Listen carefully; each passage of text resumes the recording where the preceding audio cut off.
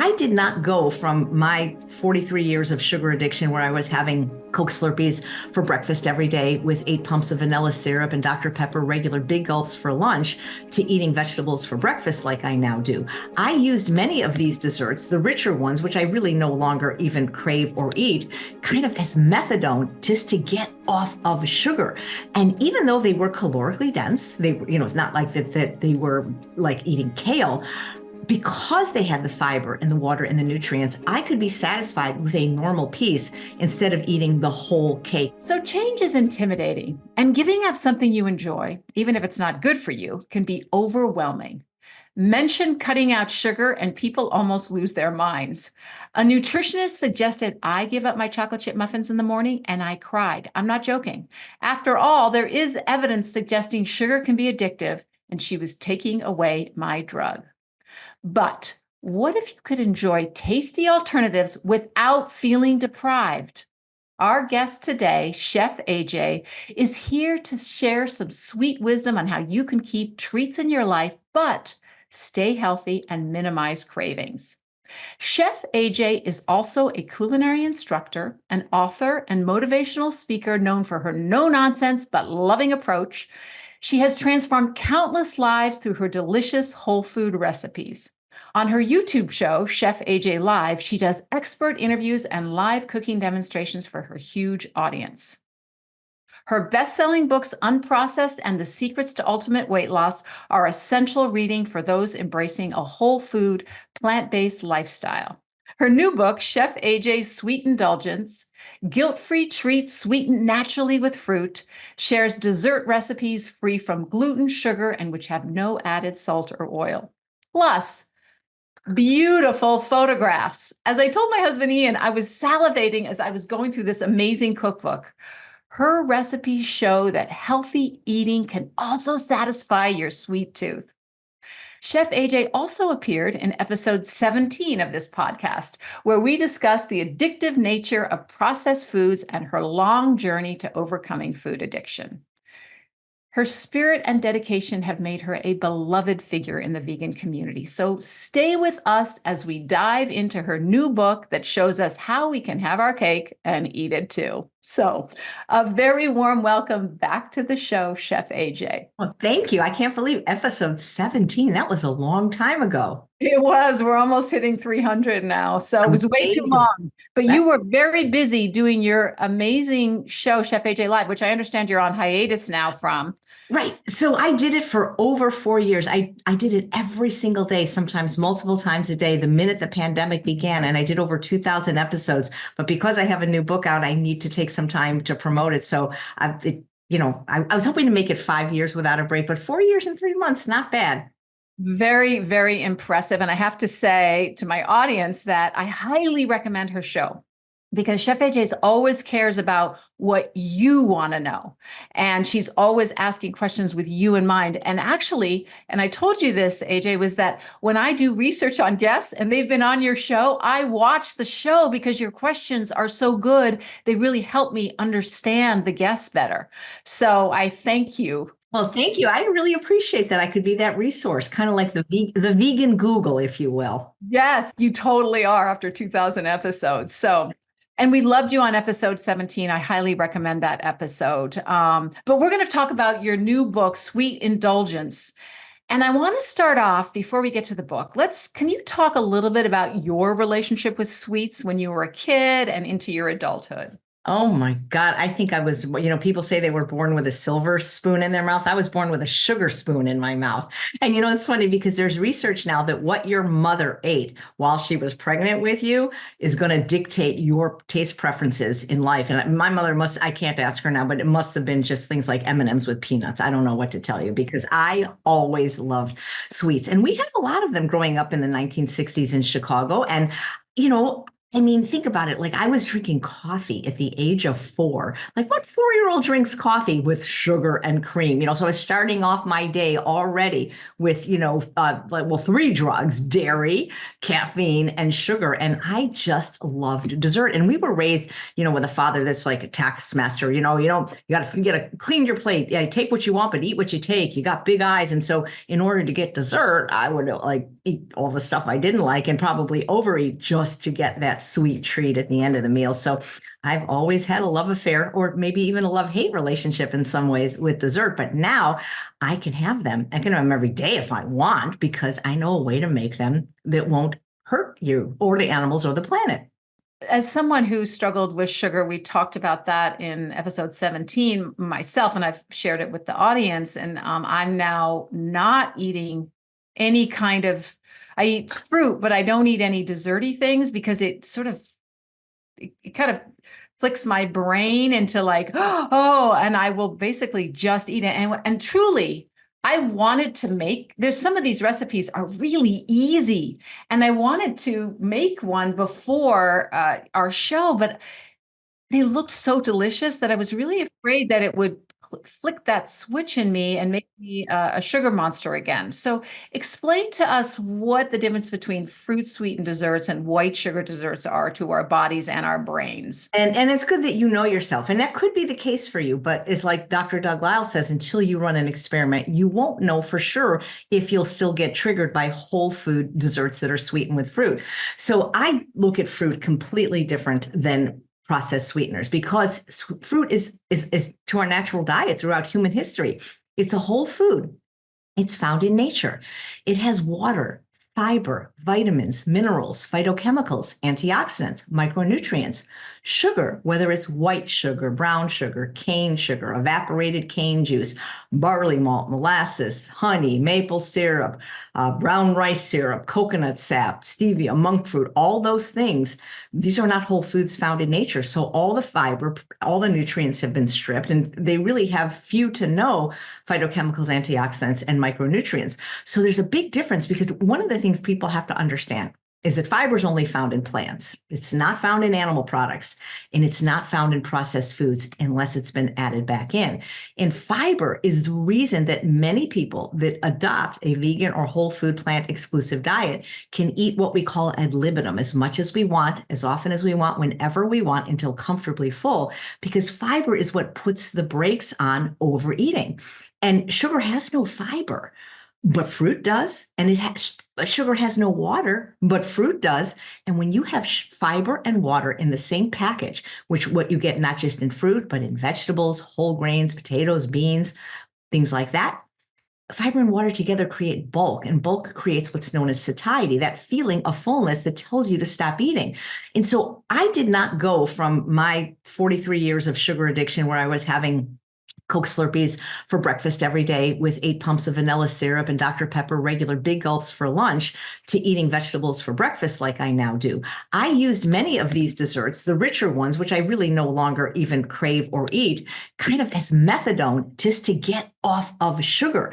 And even though they were calorically dense, it's not like that they were like eating kale. Because they had the fiber and the water and the nutrients, I could be satisfied with a normal piece instead of eating the whole cake or all 6 cupcakes. So I used to love Ralph's. I used to live near Ralph's, and I used to get they would sell a 6-pack of white cupcakes with white frosting and confetti sprinkles, and I would eat the whole thing. But with these desserts, because they are made from food, I can stop. And so what you're saying is I should do an experiment. And if you feel like, here's the thing. So it's like, if somebody's an alcoholic, I'm not going to say, hey, you know what? You've been sober for 5 years. Let's see if you can drink. I've done all my experiments with Dr. Doug Lisle under, quote, medical supervision of a wonderful plant-based psychologist. But the thing is I would not necessarily, if you're happy with, here's the thing, people have to know themselves. And if a person can go without dessert or sugar, God bless them, more power to them. But if they're white knuckling it and they're just wishing that they could have it in their lives, what this book does is create, I feel, the healthiest forms of dessert, not just because they're free of the sugar and some of the other calorically dense things that aren't so great for you, like the oil, the salt, for example, but they're they're actual food. And for some people, they're not going to permanently dessert. But some of the desserts in here, I would say, are so much just like the fruit and so low in caloric density that if you're able to eat a banana, you're probably able to eat. There's a few recipes I can recommend. Or if you're able to currently eat an apple, there's some recipes in here. I think but again, everybody's different. You have to know themselves. And, when people fall off whatever plan they're on, I would rather have them fall off here, than go to Krispy Kreme. Yeah, I agree. And I appreciate that. This is what's so great about you and your show, Chef AJ, and your book, because you have a wonderful foreword in here written by yourself, as well as Dr. Neil Bernard, and so many blurbs on the that appreciate your not only your culinary expertise, but your empathy for people who struggle with eating healthy and struggle with sugar. You label each recipe with a sweetness rating, which is kind of cool. I love that. That was the idea of our book designer, Janine Elder. And this is actually going to help people because there's a little grid. Let me find it and we explain it. So somebody like you that thinks, uh-oh, too much sugar, if you pick the lowest sweetness one, and again, I'm not telling you to eat these because but there is a thing that while I look for the grid that I will say, and this may not be you, but for some people, when they tell themselves they can never have something again, it's possible that they may want it even more. And it wasn't until I gave myself permission to eat whatever I wanted within the realm of the whole foods that were healthy that I finally, was able to just not overeat. And the funny thing is as delicious as these desserts are, if I have room after dinner, I'd rather eat chips and salsa. I went from being a complete sugar addict to somebody that actually prefers savory foods. Wow, that's amazing. Well, that's what I want to ask you about after you show us the sweetness rating in your book. Can you talk about neuroadaptation to different tastes? Absolutely. This is from what I've learned from Dr. Alan Goldhammer, the co-author of The Pleasure Trap and the co-founder of the True North Health Center, where I had the privilege to work for many years. He talks about neuroadaptation or getting used to something. And we can neuroadapt in terms of taste. Now, people are like, well, how's that possible? Well, think about other areas that you may have neuroadapted for, but don't even think about it. So to give an example, most people have gone to a movie theater in their life, and it's very possible that you've arrived late. And when you arrive late, it's very hard to see at first to find your seat. But if you just stand still for a few minutes, your eyes will adjust to the new level of darkness, and you'll be able to see and sit and find a seat. The same thing can happen with your taste buds. People that grew up like I did in the 60s, we often were switched as children from whole milk to non-fat milk. I don't think milk is good at all. I'm allergic to milk. I'm 47-year vegan, but I was like a year old, so I didn't have a choice. But my parents read something or saw something on the news that whole milk was no longer good, so now we drink non-fat milk. Well, if you're used to drinking whole milk, which is very rich, and then you go to non-fat milk, which tastes kind of like water, you're like, I'm not going to drink this, but our parents didn't buy anything else. So guess what? We got used to the more watery milk. And then on occasion, when we'd go to a relative's house and it was whole milk, it's like, this tastes like paint. Well, the same thing happens to your taste buds. If you're used to assaulting your taste buds with a high fat, high sugar diet, specifically coming from sugar, fat, and salt, then some of the subtler tastes and flavors, like a ripe peach, may not excite you at first because you're not getting that hit of dopamine. Because the more concentrated the calories, the more dopamine is released. And what has more concentration of calories than oil at 4,000 calories a pound, sugar at 1,800 calories per pound? But if you stop assaulting your taste buds, either by just stopping those foods for a while, doesn't mean forever, could be as little as a few days to 30 days, depending on the person, or for people that need this process of neuroadaptation to go quicker, go to the True North Health Center, where Dr. Goldhammer and the medical doctors will supervise a therapeutic, medically supervised water-only fast. Your taste buds, it's like they regenerate. It's sort of like if anybody used to smoke, and I did, I'm not proud of it, but during my anorexic college years, I did. When you smoke, you're actually burning your taste buds. That's why chefs that smoke, and I've worked with chefs, their food has much more seasoning because they can't taste. They're burning their taste buds. It always had so much pepper and so much salt. But if a person stops smoking and stops assaulting and burning their taste buds, eventually those taste nerves regenerate. And the same thing can happen with food. It's actually a miracle. Not saying miracle, but it's amazing that it can, because I've heard Dr. Furman talk about this for years, because he said, I don't eat this way because I have to. The food tastes good to me. We are designed to love and appreciate whole natural food. But if we've been raised on a standard American diet full of animal products and processed food, a ripe peach would be like torture to somebody that's looking for sugar. It takes time. You have to give yourself some grace, because then go from a 43-year sugar addict to kale for breakfast. You have to give yourself some time to adjust. I have to agree. It was my birthday yesterday, and I did not even want cake. I didn't even feel deprived from cake. It was amazing. I had blueberries instead, and I was totally happy. And if you had asked me that 8 months ago, because it's only been 6 months or so that I haven't had, I would have laughed in your face. I would have said, that is not, fruit is just a waste of sugar calories, is what I would have said. Well, happy birthday, first of all. And I feel the same way. I mean, after I got off sugar, you know what I would get for my birthday? It's called edible arrangement. Mm-hmm. It's like these beautiful flowers made out of cantaloupe and pineapple and strawberries, because most of the stuff in the book is too sweet for me now. But hey, we've got a whole world out there that they're not there yet. Right. Yeah. Did you want to show about the sweetness? Yeah, I found it right here. It's on page 12. And so what we do is we rate the sweetness scale with a strawberry. So one strawberry means it's subtly sweet. So for example, if we have some nice creams that are made out of things like bananas or apples, those are subtly sweet because their sweetness is coming just from the whole fruit. Not that we don't have any processed fruits in here, but I do make syrup out of dates for some of the recipes.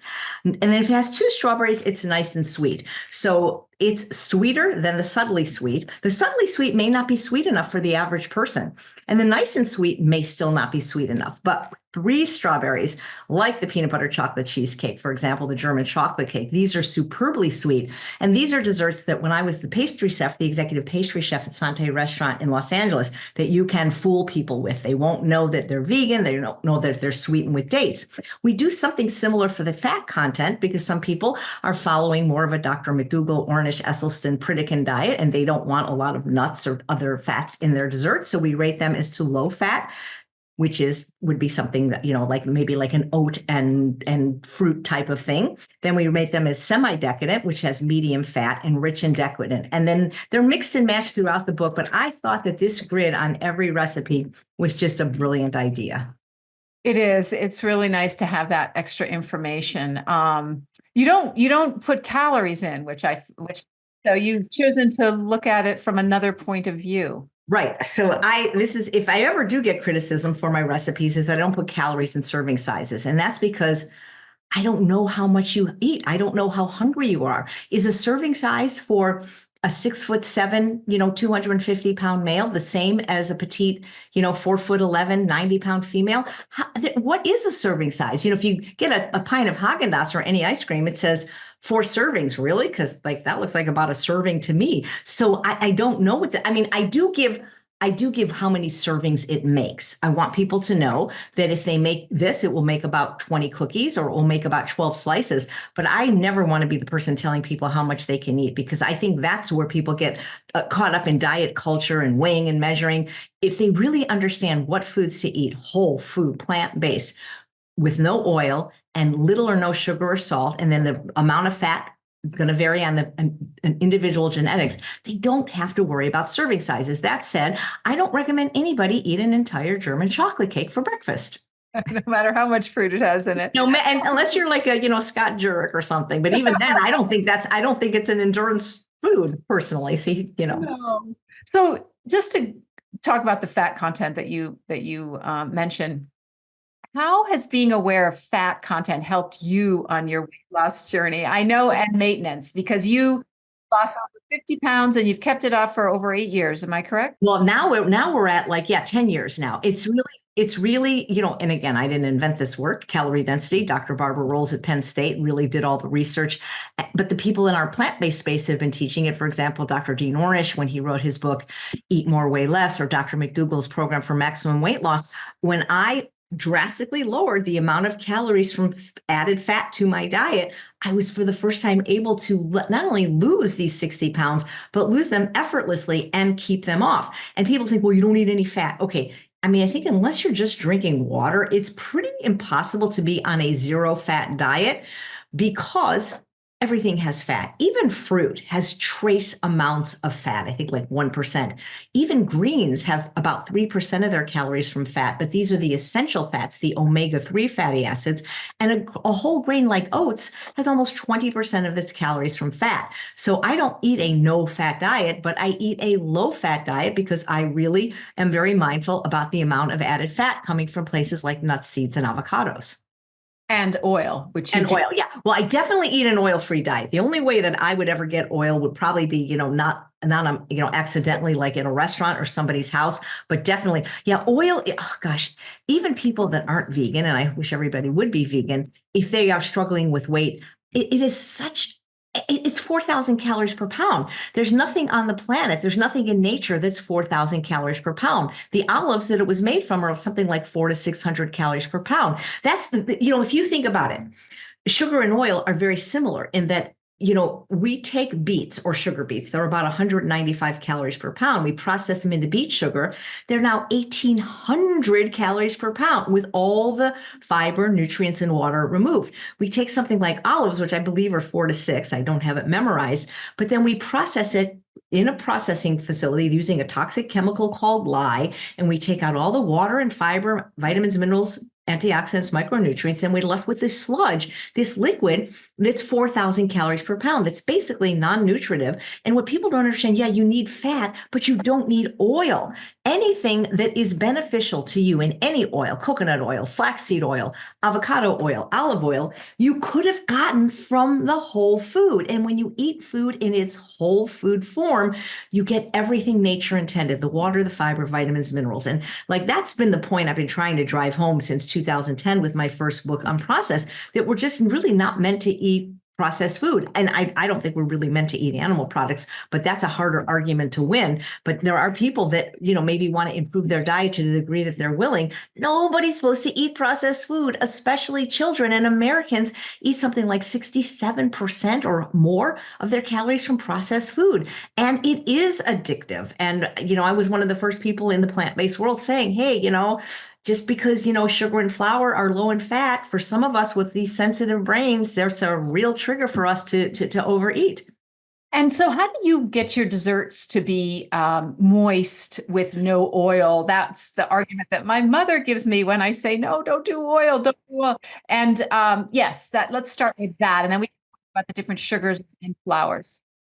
So your mother, maybe, would she have been around during World War II by any chance, or was she a child around World War II? Yes, she was in Britain, actually. Okay, so then she may or may not remember this if she wasn't in the United States, but they had these things called depression cakes, and I have a very old Hershey cookbook where I was making cakes without oil before I knew oil was bad because oil's expensive.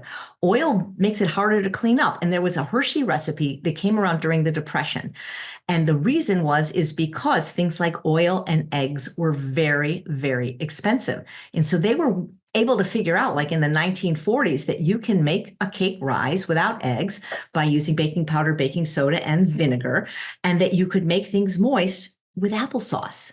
So there are other ways now you can use. There's so many different egg substitutes now: flax eggs, chia eggs. There's something in a little bottle that's an egg substitute. There's so many different things. People are using aquafaba. But in terms of oil, you do need moisture. I mean, not every recipe. If you're trying to make a crisp cookie or something dehydrated, maybe not so much moisture because you're drying it anyway. But for example, applesauce is one of my first go-tos. Mashed banana, prune puree, baby food that comes in a jar that's prune, apple butter, for example, tofu, pumpkin. So there's so many things you can do to get moisture that isn't oil. And that's actually healthier for you because you're going to get the fiber and all the nutrients. And what about the sugar, the sweetness, I should say? Tell us about the fruits and some vegetables that you're using to add sweetness to these delicious recipes. Absolutely. So once you get a little bit neuroadapted, you will find that you will taste the subtle sweetness in food, even like a piece of iceberg lettuce, where you're like, well, that's not sweet, really, because it does have a subtle sweetness. Vegetables like zucchini have a subtle sweetness. So I just like with the sugar scale about more sweet and less sweet. So we're going to talk about dried fruits first, because they're going to have the greatest impact in terms of sweetness, because when something is dried, that means the water's been removed, the fiber's still there, but with the water removed, they're going to taste more intensely sweet. That also means they're going to be a little bit more calorically dense, because, for example, apples and berries are about 200 calories per pound, bananas about 400, dates or any dried fruit for that matter, raisins, dried cherries are going to be about 1,300 calories per pound. But I would argue that it's still better for you than sugar, which is 1,800 calories per pound. Or we haven't even gotten into the artificial sweeteners, which I think are actually worse than sugar. So dates are going to probably be the most intensely sweet. Now, with dates, you can make them into a syrup. And in my first book on processed, I had a recipe, but it took like an hour because you had to boil and reduce and blend. Now you can get organic date syrup in pretty much every market, including Walmart. So I don't bother making my own. It's just not worth my time.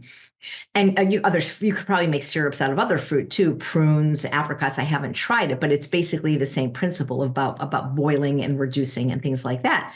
I prefer to use, whenever possible, date paste, which is available commercially, but very easy to make your own simply by soaking pitted dates in any liquid. Usually I use water because it's free, and then blending it in your food processor and not getting rid of the liquid. And you have this just lovely paste that could be used if you eat bread as a jam substitute. But most of my recipes are made with that. Of course, there's a heck of a lot of recipes that don't even have dates, that I'm just using things like bananas, apples, sweet potatoes, not necessarily the orange ones, but the ones that are called either Hana yams, Jersey yams, or Japanese. They're really, really sweet, especially if you roast them.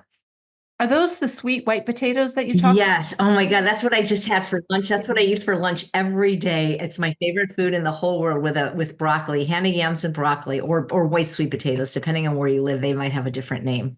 Okay, well, I know that was a key ingredient in a lot of the frosting that you were talking about. Yes, because they're white. See, because the orange sweet potatoes, or they're also, I think they're called garnet yams, they're good. They're orange, but they're a little mushier and they're not as sweet. But the white sweet potato flesh, they're fantastic for simulating a vanilla frosting. And what about dates? You talk about the different kinds of dates in the book that you can use either for your date paste or for dates. Tell us which ones you prefer. No, I prefer the cheapest. I really do. Because if I'm eating a date as a snack, which I generally don't do, and if I did, I would eat my favorite date called the Bari, Bahri, which tastes like Kraft caramel. I'm not going to eat a date. I mean, it's not that I'm not going to ever do it, but in general, they're just too sweet for me. I'm going to get the most cost-effective one, which are the Deglet Noor. And what I like about the Deglet Noor is the price at Costco. I've never seen a lower price anywhere online. Are phenomenal if you have a Costco available to you. But also the Deglet Noor, they tend to come pitted. And if you're using a lot of dates, let's face it, pitting them is no fun if you're having to pit a pound or two here and there. And I find that the Deglet Noor are a little drier. And you're like, well, why would you want it drier? Okay, so you might not want it drier. It depends on the recipe. But I find the medules are just so incredibly moist that if I'm trying to make a crust where I'm blending date and nut or oat and nut, the medjool tend to be just so sticky that I have to like bake it for a few minutes to get that stickiness off. But the Deglet Noor tend to be a little bit drier, and I find that it's just, for me, easier to work with. That there's nothing wrong with using the ones you have, but medjool dates are going to be a lot more expensive, especially organic, than the Deglet Noor. And you do give a little caution about checking the dates if they say they're pitted. Just oh my God, they never believe. They never believe anything that's written on the label, because almost invariably there's always at least one pit, and that's the one that gets caught on your food processor blade. Did you know that nearly $500 million is literally thrown in the trash every single year because of a corporate welfare scheme in the National School Lunch Program? Wow, Dotsie. Well, what's all that taxpayer money wasted on? You see, K through 12 schools are actually federally mandated to include a cow's milk in every single school lunch. And according to USDA data, about 1/3 of these cartons are thrown away untouched because the kids just don't want them. How's that for government waste? That's hardly surprising, considering 1/3 of Americans are lactose intolerant. just like me. Now, I know that the WIC program provides non-dairy choices for children under 5, but it seems like the NSLP revokes that parental choice once those children enter first grade. Yes, that's absolutely true, Jason. Moreover, the dairy industry gets to double dip on corporate welfare, from government subsidies on the front end to guaranteed marketed schools on the back end. This government waste is just unacceptable. Well, what's the solution, Dotsie? The bipartisan Add Soy Act introduces competition finally into the NSLP between dairy and non-dairy milks that are nutritionally equivalent for the kids. So the Add Soy Act doesn't remove dairy milk. It just gives kids and parents the freedom to choose the right milk for them? Exactly. See, with the Add Soy Act, we can empower students and parents and cut government waste at the same time. Let's pass the Add Soy Act and do right by our kids. So let's talk about more specifically about the actual delicious recipes in the book. Give us an idea of the range of treats that you have, because it's really wide. Absolutely. So, this is, again, I love my book designer, Janine Elder, if you're watching this, and of course, my photographer, Hannah Kaminsky, who is an accomplished vegan chef and cookbook author in her own right. So instead of having the categories be boring and just like, cakes, cookies, pies, and ice creams, so we have them broken down into bake it, which are obviously things that require an oven, that need to be baked. Chill it. These are desserts that you can make without an oven. Many of them are suitable for raw fooders.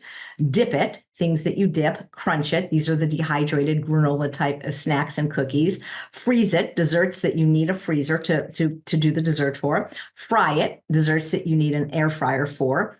Iron it, you need a waffle iron. Lick it, these would be the sorbets and ice cream. Nuke it, there's 2 recipes that you can do in a microwave, maybe in a microphone. Pop it, little bites that you can put in your mouth. Sip it. Let's see, spoon it like the puddings and the mousses. Spread it like the jams. Sprinkle it. Squeeze it. I just think it's just a really fun way to do what I think is a fun book. Yeah, I went straight to chill it since that was like the easiest.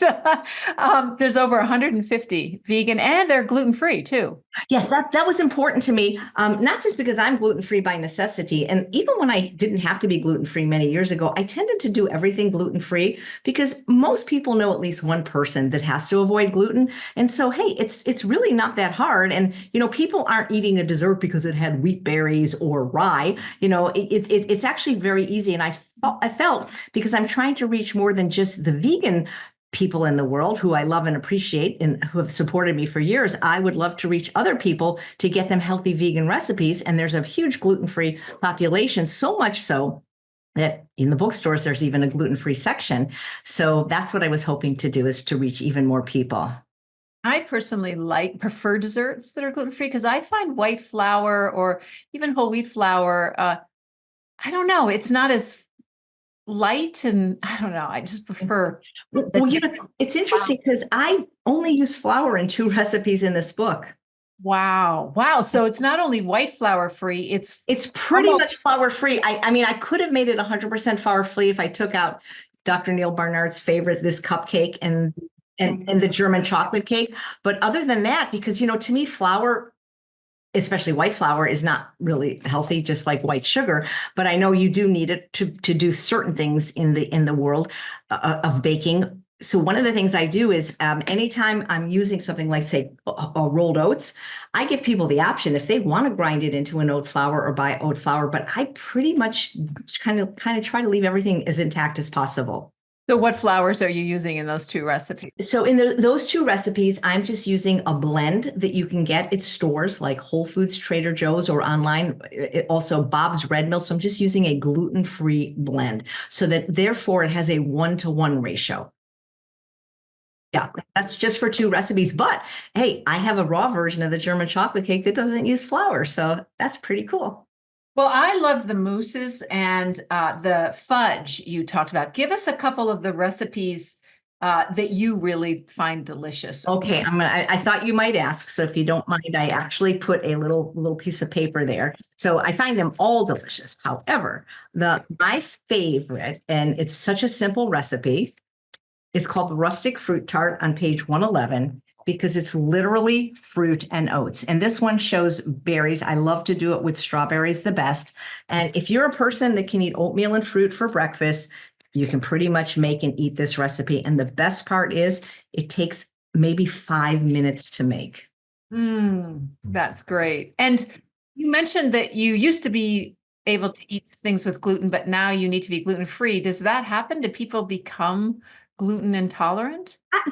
Not a doctor. A doctor would be a good one to ask, but I think that can happen. I think people can develop allergies or sensitivities later in life, or maybe they were already there, but they weren't eating a lot of it. You know what I think it is? I think it has to do with the United States, to be honest, because I have friends that, supposedly can't eat gluten, but they'll go to Europe and, Italy, and they're all of a sudden able to eat the pasta and all of a sudden able to eat the bread.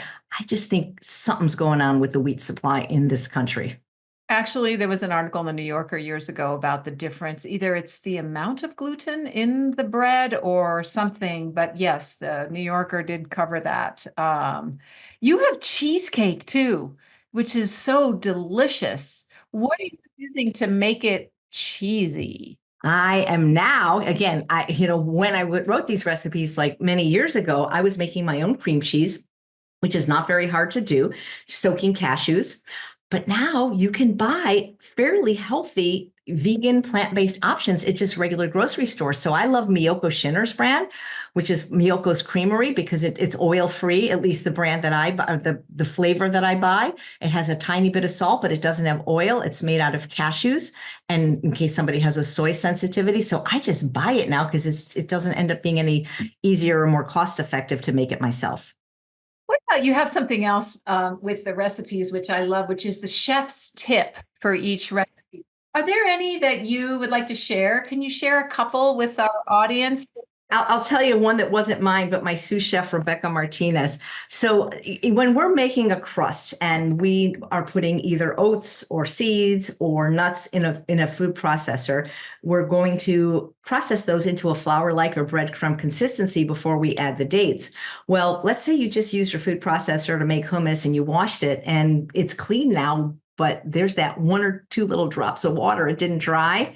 And you put your oats or your nuts in there, it won't work. It won't make a flour-like consistency. So Rebecca taught me, she goes, just go in the bathroom, take your blow dryer.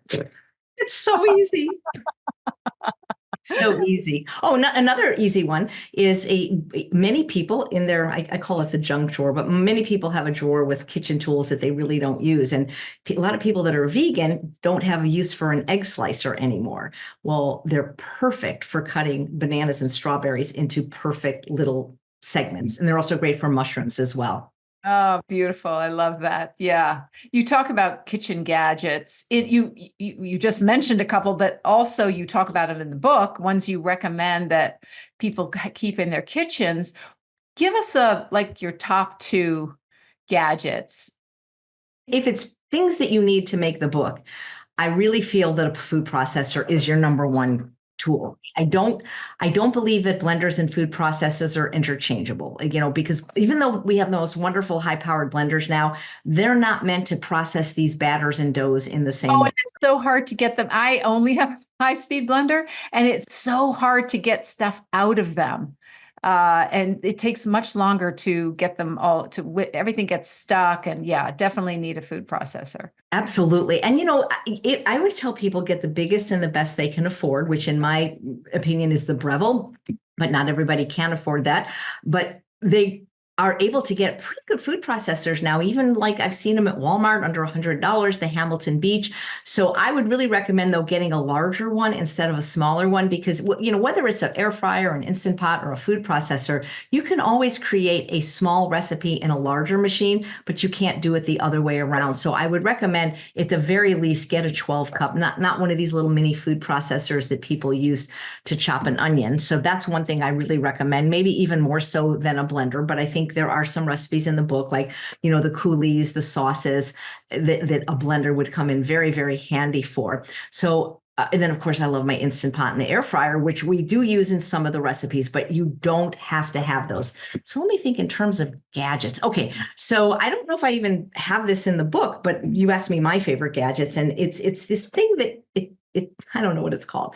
Tupperware makes them, Xylus makes them, but it's this little thing. So when you don't want to get out your electric food processor and have to clean it, it's about the size of, let's just say, a large orange or maybe a small grapefruit. And what you do is you put something in, like maybe you want to chop a few almonds, or maybe you want to chop just a shallot or some, like in my case, carrots for my little dog, chop them fine. You put the stuff in, you close the top, and then there's this pull, retractable thing, and you just pull it, and it takes like seconds. I don't know why I'm obsessed with that machine. I just love it. It's so small and convenient. Right. It's specific to smaller tasks and less washing up. Absolutely. How did you go about choosing the recipes? Because you were a pastry chef, as you mentioned, for years, and you were you have some delicious on your website too. There were some really interesting dessert recipes. How did you go about choosing which ones to go in the book? I gave every recipe that I had up until the point that the manuscript was due. So I've created a few more recipes since the publishing of the book. Well, not publishing, but the constructing of the book. It hasn't actually come out yet. But really, I just wanted people to have everything that I had. I didn't want to die with my music still in me. Like my aunt, she had a restaurant in Switzerland, and she never wrote her recipes down. Oh gosh. Yeah. So you are not going to die with no recipes written down. That is for sure. Absolutely. So do you have to go through a taste testing process for this book? And did you struggle with that? Did you gain weight, or did you have other people do it? How does one do that? Here's the thing. You don't get a fox to guard the hen house. I had other people do it. But realize that a lot of these recipes were from my restaurant days. Those did not need to be taste tested. You know what I mean? I was selling them in the restaurants, the peanut butter chocolate cheesecake, the German chocolate cake that tastes like a Snicker bars pie. There was no reason to really have to test those. I had been making those for 5 years. I could do it in my sleep. It was more like the newer recipes, because I wanted to, with my palate now, a lot of people won't think some of these recipes are sweet enough. Like, for example, there's 2 recipes for apple pie rice pudding. One made with rice. It's called almost instant apple pie rice pudding. And one actually made with cauliflower rice, which is even lower in calorie density. I have a few recipes where I'm actually sneaking in vegetables, for example. And I remember even in a presentation doing the one that had the apples and the raisins, and regular people saying, "Oh my God, this isn't sweet enough." So it was more like those recipes were tested by my dear friend Susanna, who has 8 kids, and I figured if most of her 8 kids liked them, it was probably okay to put in the book. Yes, for sure. Why did you decide to write this book now? You've been baking. I couldn't write it right as I was losing weight, because like you said, and also I really just requests. People have been asking me for this book for such a long time. And also the fact that my vegan publisher said, "Hey, I'm retiring next year. If you want this book to come out, it's got to come out now." So really that's kind of, because I really wanted it to come out on my 65th birthday next year, but he's like, "You know what? I'm retiring. So it's now or never, baby." Good for you. So we talked about this a little bit, but tell us how, as a former sugar addict, how do you incorporate desserts into your life? Well, not the way I used to, because my motto used to be life is uncertain, eat dessert first. So I definitely don't eat them first. I can eat fruit first. I don't mind eating fruit before a meal. Sometimes I will. So I incorporate them into my life the same way. I look at many of the desserts in this book as food. Like I said, that rustic strawberry tart to me is just food. It's just a different configuration of oats and fruit. Or the jam bars, it's oats and fruit. Just because it's baked, to me, I guess to some people it'd be like too much like a dessert, but I look at that as the same way as if I were going to eat oatmeal and fruit for a meal, for example. But as I mentioned, I really believe that what Dr. McDougall taught is correct for most people, is that we're starchivores and we thrive on a starch-based diet. And I know for me and many of the people that I work with that if our bellies are really full of enough calories, if we're not restricting, thinking we have to eat less or weigh and measure, if our bellies are full of enough starch, like today, my belly is full right before this interview with 1.5 pounds of sweet potatoes and a pound of broccoli, I'm not even seeking or craving the dessert anymore. And so, the starch to me is the ticket. Eat another serving of rice and beans, and you maybe won't even want dessert. Yeah, you talk about that in your book, The Secret to Ultimate Weight Loss. And I've read both Unprocessed and The Secret to Ultimate Weight Loss. They are both very inspirational for someone who wants to go whole food plant-based. And they actually give a really great guideline on how to do it, The Secret to Ultimate Weight Loss, especially because you talk about how satiating potatoes are. You understand the difference that one can be physically full, but not necessarily satiated. Tell us, what is the habit that's really helped you most maintain your 50-pound weight loss, do you think? Habit that made me, is it a habit or is it a principle? Okay, they're Either. I mean, they're probably both. Yeah, they're kind of interrelated because my brain fired off with two things at the same time: vegetables first and calorie density, but they're the same. So in other words, people think that vegetables for breakfast is steaming some spinach and forcing yourself to eat it and drink the water. It's not that, but this idea of having some foods at a lower calorie density before eating foods of a higher caloric density, that's something that it's called sequencing at True North. And even when Dr. McDougall used to do his program in person, they would set up the buffet, they would have the salads first and they would have the desserts over there, right? So this idea of trying to include, either in conjunction with my meal or before my meal, lower calorie dense foods like some fruit, like some vegetables, like salad, before digging into my huge starch-based meal, that has helped me really just not have cravings, sustain my weight loss.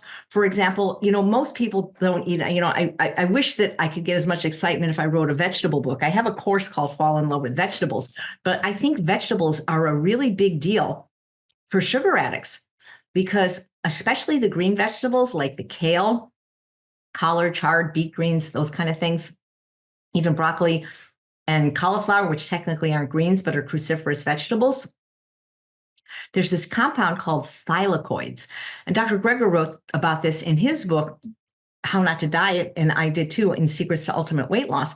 But they have this quality where they literally turn off the hunger switch and fight cravings for sweets and block fat absorption. Now, when I was telling people to eat vegetables for breakfast, not only vegetables, but vegetables first, I didn't know about these compounds, but there is something that just makes you not crave sugar. So when people are telling me, they're sugar addicts, I can't stop eating sugar, the first thing I would say to them is, well, how much green vegetables are you eating every day? The thing is when you're a real sugar addict, you don't want to eat green vegetables because they don't taste good. But if you would force yourself to do that and get used to that bitter taste, these compounds, if the pharmaceutical industry could get them in a pill, believe me, they'd be selling them.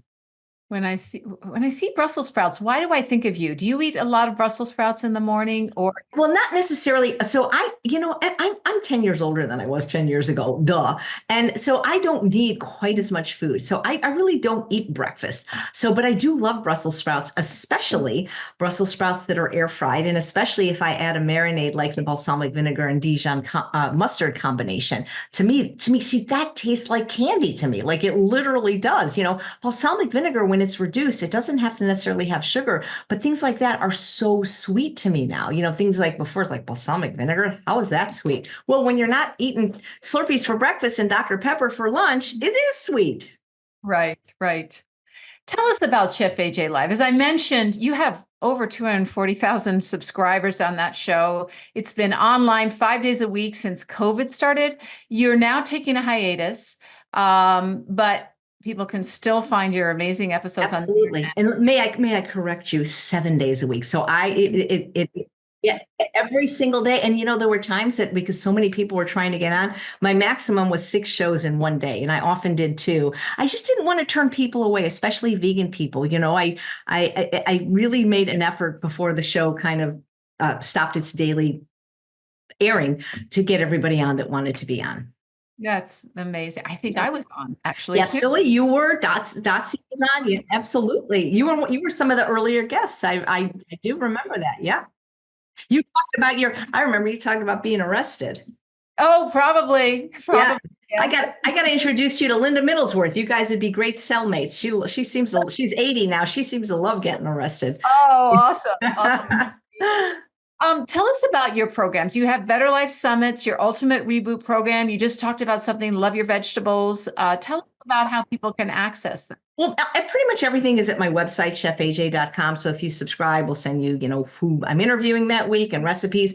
Fall in Love with Vegetables is just a very low cost kind of video course that I did, which can help people, well, hopefully fall in love with vegetables. Better Life Summits is Toby, somebody I've worked with for 6 years to do summits and to do things like the Reboot program once or twice a year. But really, I just want to be a chef. I like the cooking the best because I feel like not everybody is going to be successful in weight loss or maybe right away, right? There's a lot of, but I feel like because I taught the blind at the Braille Institute, I feel like I can teach anybody to cook. And now, because I live in Northern California, I get to teach medical students at UC Davis, and they come to my house, and it's like, these are some of the smartest people in the world, the future doctors of America. And I just love teaching people to cook. And what other modality or art form, can you eat your mistakes? If you do art, you might have to throw the canvas away, but with cooking, you can often repurpose it into something even more beautiful.